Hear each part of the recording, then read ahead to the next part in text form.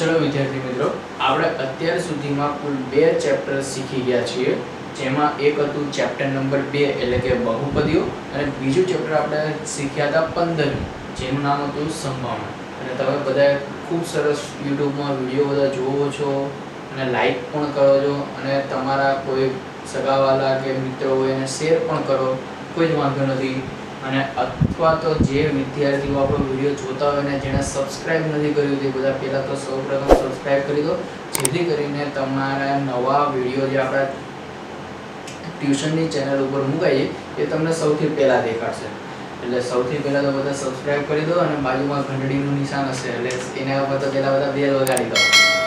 ચાલો હવે આપણે જોઈએ ચેપ્ટર નંબર 5. તો ચેપ્ટર નંબર 5 છે સમાંતર શ્રેણી. તો સમાંતર શ્રેણી છે એ સેક્શન એ માં 1 ગુણનો એક પ્રશ્ન હશે, અને સેક્શન સી માં 3 ગુણનો એક પ્રશ્ન હશે. એટલે કુલ પ્રશ્ન હશે 2, એમાં એક પ્રશ્ન 3 ગુણનો હશે જે સેક્શન સી માં તમને જોવા મળશે, અને પ્રશ્ન 1 જે હશે એ સેક્શન એ માં 1 ગુણનો જોવા મળશે. એટલે કે કુલ આ ચેપ્ટરમાંથી આપણને બોર્ડમાં 4 ગુણનું પૂછાવાનું છે. એટલે કે 4 ગુણનું આપણી પાસે ચેપ્ટર છે. એટલે બોર્ડમાં 80 માંથી 4 ગુણ પૂછાશે, તો આપણે ખૂબ ધ્યાન આપીશું આ ચેપ્ટરમાં. તો ચેપ્ટર નંબર 5 છે સમાંતર શ્રેણી. તો સૌથી પહેલા તો આપણને પ્રશ્ન એ થાય કે સાહેબ શ્રેણી શું છે? સમાંતર શ્રેણી તો આપણે પછી જોઈએ. તો સૌથી પહેલા તો એ જોઈએ કે ભાઈ શ્રેણી શું છે, શ્રેણી કોને કહેવાય? તો શ્રેણી વિશે આપણે સૌથી પહેલા જો સમજૂતી મેળવીએ તો અહીંયા તો સૌપ્રથમ તમને સમજૂતી આપું છું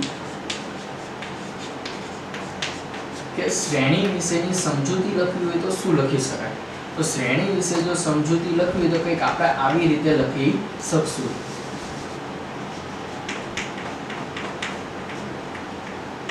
ચલો જોઈએ શ્રેણી. તો શ્રેણી એટલે કોઈ અમુક સંખ્યાઓ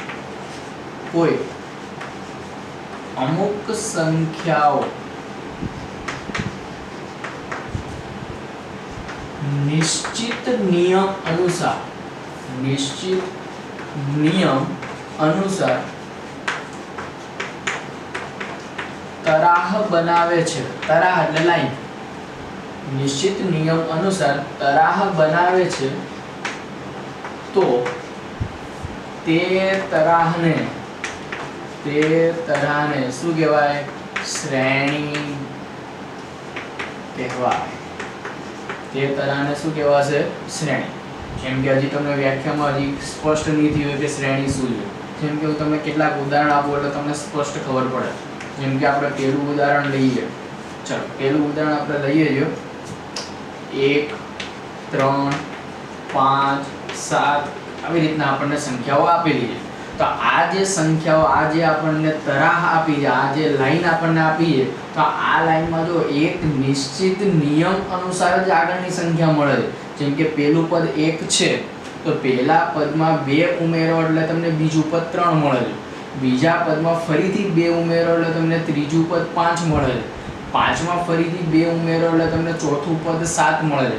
એટલે કે આ જે તરાહ બની એમાં નિશ્ચિત નિયમ અનુસાર, જો નિશ્ચિત નિયમ અનુસાર કામ થાય છે. શું કામ થાય છે? તો દરેક પદમાં 2 ઉમેરો એટલે એની આગળનું પદ તમને મળે છે. એટલે કે નિશ્ચિત નિયમ કયો થયો? તો અહીંયા સરવાળાનો નિયમ છે. એટલે કે દરેક પદમાં કેટલા ઉમેરાય છે? 2 ઉમેરાય છે. એટલે આ એનો શું થયો? નિયમ થયો, ઉમેરવાનો નિયમ છે, જેથી કરીને આગળ તમને વધારે પદો મળતા જાય છે. તો જે આ તરાહ બની, આ તરાહને શું કહેવાય? શ્રેણી. એટલે કે નિશ્ચિત નિયમ. તો નિયમ તો આપણી પાસે કુલ કેટલા છે? 4. કયા? સરવાળો, બાદબાકી, ગુણાકાર અને ભાગાકાર. તો ચારેય નિયમ અનુસાર આપણે શ્રેણી બનાવી શકીએ. જેમ કે હું તમને બીજું ઉદાહરણ લઉં કે ચલો ભાઈ 6 3 0 -3 -6. તો આ પણ શ્રેણી જ છે. આ પણ શું છે? શ્રેણી. આ શ્રેણીમાં તમે કેટલા ઉમેર, અથવા તો આ શ્રેણીમાં તમે જો દરેક પદમાં પહેલું પદ 6 છે, બીજું પદ કેટલું આવ્યું? 3. એટલે કે પહેલા પદમાંથી તમે 3 બાદ કરો તો તમને બીજું પદ કેટલું મળ્યું? 3. 6 માંથી 3 જાય તો 3, 3 માંથી 3 જાય તો 0. એટલે કે બીજા પદમાંથી તમે 3 બાદ કર્યા એટલે 0, 0 માંથી 3 બાદ કરો તો -3, -3 માંથી 3 બાદ કરો તો કેટલા મળે -6 એટલે કે આ બીજી શ્રેણીમાં આપણે શું કામ કર્યું તો બીજી શ્રેણીમાં આપણે દરેક પદમાંથી 3 શું થાય છે બાદ થાય છે અહીંયા શું થતા હતા બે ઉમેરા થતા તોય શ્રેણી બનતી હતી અહીંયા 3 દરેક પદમાંથી 3 બાદ થાય છે તો પણ આને શું કહેવાય શ્રેણી કહેવાય જેમ કે ત્રીજું ઉદાહરણ લઈએ 2 4 6 8 આવી રીતના તો આ શ્રેણીમાં શું થાય છે તો જો દરેક પદને 2 વડે ગુણાય છે દરેક પદને કેટલા વડે ગુણાય છે 2 વડે જેમ કે અહીંયા તમે જુઓ તો 2 2 દુ 4 4 દુ 8 8 દુ 16 તો આ જે શ્રેણી બની તો આ શ્રેણીમાં જો દરેક પદને કેટલા વડે ઉમેરાય છે 2 વડે ઉમેરાય છે એટલે કે દરેક પદને 2 વડે ગુણવામાં આવે છે એટલે કે ગુણવામાં આવે છે માટે આ શું થયો ગુણવાનો નિયમ છે તો પણ આને શું કહેવાય સમાન આને શ્રેણી કહેવાય ચલો નંબર 4 જોઈએ તો નંબર 4 માં વિચાર 64 16 4 0 1/4 આવી રીતના આગળ શ્રેણી ચાલતી હશે તો આમાં કામ શું થાય છે કે 64 ને 4 વડે ભાગો તો 16 મળે 16 ને 4 વડે ભાગો તો 4 મળે 4 ને 4 વડે ભાગો તો કેટલા મળે 0 ના આવે 1 આવે કેટલા આવે 1 એટલે કે 4 ને 4 વડે ભાગો તો 1 મળે 1 ને પાછું 4 વડે ભાગો તો 1/4 કેટલા આવશે 4 એટલે અહીંયા ખાસ ધ્યાન રાખજો બધા અહીંયા ભૂલો કરતા હોય કે 4 ને 4 વડે ભાગો છો તો જવાબ 0 ના આવે જવાબ કેટલો આવશે 1 એટલે 64 ને 4 વડે ભાગો તો 16 16 ને 4 વડે ભાગો તો 4 4 ને 4 વડે ભાગો તો 1 1 ને 4 વડે ભાગો તો 1/4 તો આ તરામાં શું થયું તો દરેક પદને 4 વડે ભાગવામાં આવે છે દરેક પદને કેટલા વડે ભાગવામાં આવે છે 4 વડે ભાગવામાં આવે છે તો પણ આ 4 જે ઉદાહરણ આપી 4 ને શું કહે 4 શ્રેણી જ છે પણ 4 શ્રેણીમાં કામ કેવું થાય છે અલગ અલગ નિયમ અનુસાર કામ થાય છે જેમ કે પહેલી શ્રેણીમાં 2 ઉમેરાય છે બીજી શ્રેણીમાંથી 3 બાદ થાય છે ત્રીજી શ્રેણીમાં ગુણવામાં આવે છે ચોથી શ્રેણીમાં ભાગવામાં આવે છે એટલે કે જે પણ કોઈ અમુક સંખ્યાઓ નિશ્ચિત નિયમ અનુસાર જ તરા બનાવે એટલે કે જેમાં 2 ઉમેરાતા તો આગળ આ શ્રેણીમાં બધા પદમાં 2 ઉમેરાતા જશે આ શ્રેણીમાંથી 3 બાદ થતા તો આગળ જશો જેમ એમાં 3 બાદ થતા જશે આમાં તમે 2 વડે ગુણો છો તો આગળ જેટલા પદ મળશે એમાં બધા 2 ગુણાતા જશે એટલે કે 16 ને 2 વડે ગુણો તો 32 જ થતા હશે આ પદમાં દરેકને 4 વડે ભાગો છો તો આગળ બધા પદને શું થતું હશે 4 વડે ભગાતું જશે એટલે કે જે ચોક્કસ નિયમ અનુસાર જે તરા બને છે એ તરાને શું કહેવાય શ્રેણી કહે છે જેને આપણે અંગ્રેજીમાં સિરીઝ કહીએ છીએ આ બધા સિરીઝમાં છે એમ સિરીઝ એનો મતલબ શું થાય શ્રેણી હવે આપણે સમજૂતી મેળવીએ સમાંતર શ્રેણીની તો સમાંતર શ્રેણી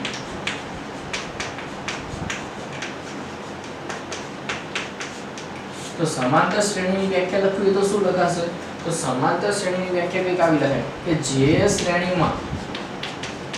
જે શ્રેણીના પ્રથમ પદ સિવાયના પ્રત્યેક પદ અગાઉના પદમાં નિશ્ચિત સંખ્યા ઉમેરીને મેળવવામાં આવતું હોય તો તેવી શ્રેણીને સમાંતર શ્રેણી કહે છે ધ્યાનથી વિદ્યાર્થીઓ બધા વ્યાખ્યા સમજો જે શ્રેણીમાં પ્રથમ પદ સિવાયના પ્રત્યેક પદ એટલે કે પ્રથમ પદ સિવાયના જેટલા પણ શ્રેણીમાં પદો છે એ બધા જ પદમાં તેની અગાઉના પદમાં નિશ્ચિત સંખ્યા ઉમેરીને મેળવવામાં આવતું હોય તો એવી જે શ્રેણી બનતી હોય એવી શ્રેણીને શું કહેવાય સમાંતર શ્રેણી જેમ કે જો હું તમને એક ઉદાહરણ આપું એટલે ખ્યાલ આવશે વધારે જેમ કે આપણે અહીંયા એક ઉદાહરણ આગળ લીધું હતું 1 3 5 7 અને આને આપણે શ્રેણી કીધી હતી, પણ હકીકત આ શ્રેણી સમાંતર શ્રેણી છે કેમ ખબર પડે? તો આ શ્રેણીનું પ્રથમ પદ કયું છે? 1 છે. તો 1 એટલે પ્રથમ પદ સિવાયનું, એટલે પ્રથમ પદ ધ્યાનમાં નહીં લેવાનું, પ્રથમ પદ સિવાયના દરેક પદમાં એટલે કે જે શ્રેણીના પ્રથમ પદ સિવાયના પ્રત્યેક પદ અગાઉના પદમાં નિશ્ચિત સંખ્યા ઉમેરીને મેળવવામાં આવતું હોય. જેમ કે આપણે બીજું પદ મેળવવું હોય તો બીજું પદ મેળવવા માટે આપણે શું કરીએ? તો કે ભાઈ બીજું પદ આપણે કેટલું છે? 3. તો શું કર્યું હશે? તો પહેલા પદમાં 2 ઉમેર્યા હશે ત્યારે જ તમને બીજું પદ મળ્યું હશે. એટલે કે પ્રત્યેક જે શ્રેણીના પ્રથમ પદ સિવાયના પ્રત્યેક પદ, એટલે પ્રથમ પદ તો આપણે ધારી લીધું ભાઈ 1 છે, એમાં કંઈ ઉમેર્યું નથી. પ્રથમ પદ સિવાયના પ્રત્યેક પદ એટલે પ્રથમ પદ નહીં ગણવાનું, બાકીના પદ જુઓ તો બીજું પદ કઈ રીતે આવ્યું? તો પ્રથમ પદમાં 2 ઉમેર્યા ત્યારે આપણને બીજું પદ મળ્યું. બીજા પદમાં તમે 2 ઉમેરો ત્યારે ત્રીજું પદ મળે, ત્રીજા પદમાં 2 ઉમેરો ત્યારે તમને ચોથું પદ મળે. એટલે કે પ્રથમ પદ સિવાયના પ્રત્યેક પદમાં નિશ્ચિત સંખ્યા ઉમેરી, નિશ્ચિત એટલે સંખ્યા બદલાવી ના જોઈએ. જે પેલા પદમાં જે સંખ્યા ઉમેરી હોય ને બીજું પદ મળ્યું હોય એ જ સંખ્યા પછી બીજા પદમાં ઉમેરાઈને ત્રીજું પદ મળે, એ જ સંખ્યા ત્રીજા પદમાં ઉમેરાઈને ચોથું પદ મળે. એવી રીતે જે ઉમેરીને મેળવવામાં આવતું હોય તો તેવી શ્રેણીને શું કહેવાય? સમાંતર શ્રેણી કહે છે. એટલે કે સમાંતર શ્રેણીમાં બધા જ પદ વચ્ચેનો તફાવત એટલે શું કહેવાય? બાદબાકી. એટલે બધા જ પદો વચ્ચેનો તફાવત કેવો હોય? સરખો હોય. એટલે સમાંતર શ્રેણીમાં બધા જ પદ વચ્ચેનો તફાવત કેવો હોય? સરખો. તો જ તેને સમાંતર શ્રેણી કહેવાય. હવે સમાંતર શ્રેણીનું આપણે વ્યાપક સ્વરૂપ જોઈ લઈએ. ચલો સમાંતર પહેલા તો થોડીક એની સમજૂતી મેળવી લઈએ. ભાઈ સમાંતર શ્રેણી છે એ સમાંતર શ્રેણીમાં પ્રથમ પદને એ વડે દર્શાવાય છે. એટલે કોઈ પણ સમાંતર શ્રેણી હોય એના જે પ્રથમ પદ જે સંખ્યા હોય એ સંખ્યાને શેના વડે દર્શાવાય? એ વડે. જેમ કે આ શ્રેણી છે તો આ શ્રેણીમાં પેલું પદ કયું? 1 છે ને, તો આ શ્રેણીને a બરાબર શું લખાય? 1 લખાય. એટલે આ શ્રેણીનું પ્રથમ પદ એટલે કોઈ પણ સમાંતર શ્રેણી હોય એના પ્રથમ પદને a વડે દર્શાવાય છે. અને જે પ્રથમ પદમાં નિશ્ચિત સંખ્યા ઉમેરવામાં આવે એટલે પ્રથમ પદમાં જે નિશ્ચિત સંખ્યા ઉમેરવામાં આવે છે,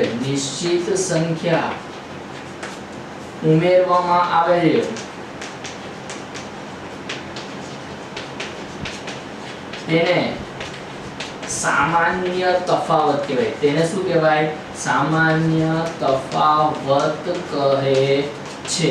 અને સામાન્ય તફાવતને તેને d વડે, શેના વડે? d વડે દર્શાવાય છે. એટલે સામાન્ય તફાવતને દર્શાવવામાં આવે છે d વડે, સ્મોલ d. ખ્યાલ આવ્યો? એટલે સમાંતર શ્રેણીના પ્રથમ પદને a વડે દર્શાવાય છે અને સમાંતર શ્રેણીના સામાન્ય તફાવતને d વડે દર્શાવાય છે. હવે એ તો તમને ખબર પડી ગઈ છે a કોને કહેવાય, d કોને કહેવાય. જેમ કે આ શ્રેણી છે તો એમાં પ્રથમ પદ 1 છે તો a બરાબર કેટલા લખાય? 1. અને આ શ્રેણીનો સામાન્ય તફાવત કેટલો? તો સામાન્ય તફાવત એટલે જે સંખ્યા તમે પ્રથમ પદમાં જે સંખ્યા ઉમેરીને બીજું પદ લાયા તો જે સંખ્યા ઉમેરી એ પદને શું કહેવાય? સામાન્ય તફાવત. એટલે આ શ્રેણીનો સામાન્ય તફાવત કેટલો કહેવાય? 2. હવે સામાન્ય તફાવત છે એ ધનેય હોઈ શકે, ઋણેય હોઈ શકે અને શૂન્ય પણ હોઈ શકે. એટલે સામાન્ય તફાવત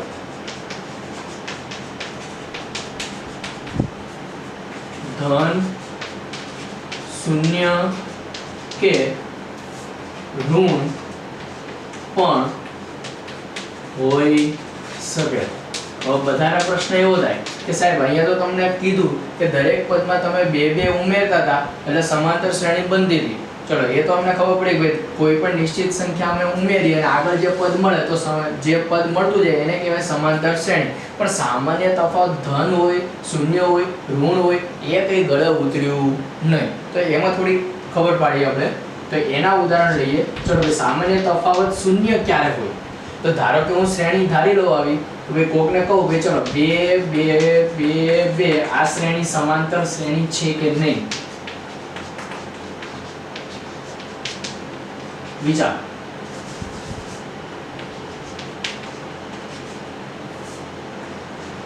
ચલો વિદ્યાર્થી મિત્રો, આપણે ક્યાં હતા કે ઉદાહરણ આપણે એ સમજતા હતા કે 2 2 2 2 અનંત સુધી સમાંતર શ્રેણી છે કે નહીં.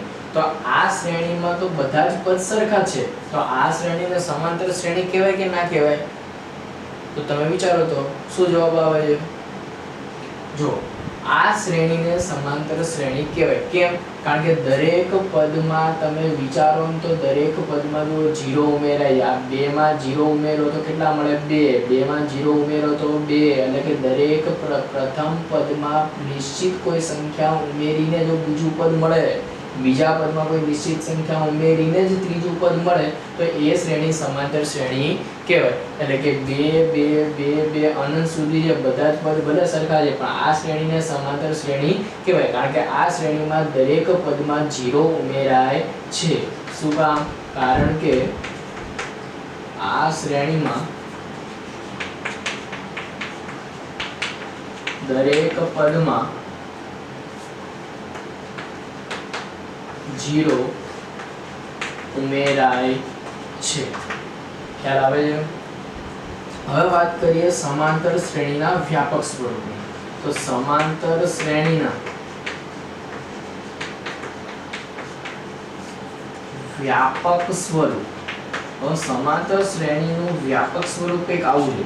તો સમાંતર શ્રેણીના આપણે પ્રથમ પદને શેના આપણે દર્શાવતા હતા? a વડે. તો સમાંતર શ્રેણીનું વ્યાપક સ્વરૂપ છે, પ્રથમ પદ હોય a, બીજું પદ હોય a પ્લસ d.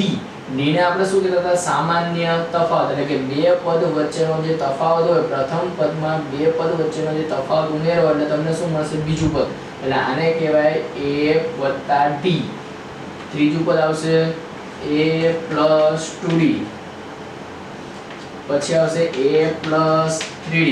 તો આવી શ્રેણીને શું કહેવાય? સમાંતર શ્રેણીનું વ્યાપક સ્વરૂપ.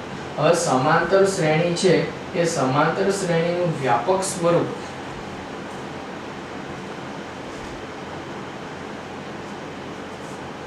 તો સમાંતર શ્રેણીનું જે વ્યાપક સ્વરૂપ છે એ સમાંતર શ્રેણીના વ્યાપક સ્વરૂપ ઉપરથી આપણે જો સૂત્ર બનાવીએ, એટલે કે સમાંતર શ્રેણીનું જો કોઈ પદ તમારે શોધવું હોય તો સમાંતર શ્રેણીનું સૂત્ર છે કે સમાંતર શ્રેણીમાં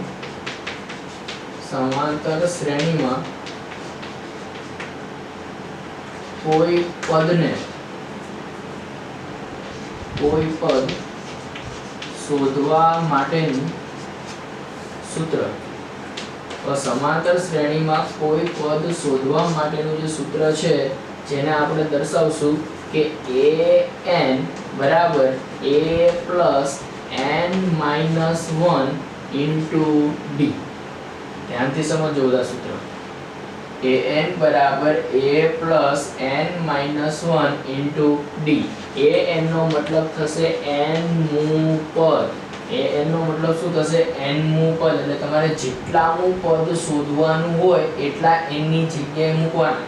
જેમ કે મારે 5મું પદ શોધવું હોય તો n ની જગ્યાએ હું કેટલા મૂકીશ? 5. તો આના વચ્ચે a5. 7મું પદ શોધવું હોય તો n ની જગ્યાએ કેટલા મુકાય? 7. તો આના વચ્ચે a7. એટલે કે કોઈ સમાંતર શ્રેણીમાં કોઈ n મું પદ, એટલે કે કોઈ પદ જો તમારે શોધવાનું હોય, કોઈ પદ શોધવા માટેનું સૂત્ર શું બનશે? an બરાબર a + n-1 * d. જેમાં an ને દર્શાવાય n માં પદ વડે. a ને શું કહેવાશે? પ્રથમ પદ. એ તો આપણે શીખી જ ગયા છીએ.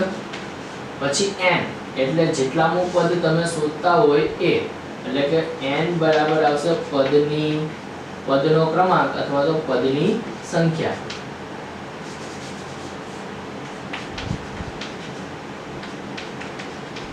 અને d એટલે આવશે સામાન્ય તફાવત. શું આવશે? સામાન્ય તફાવત.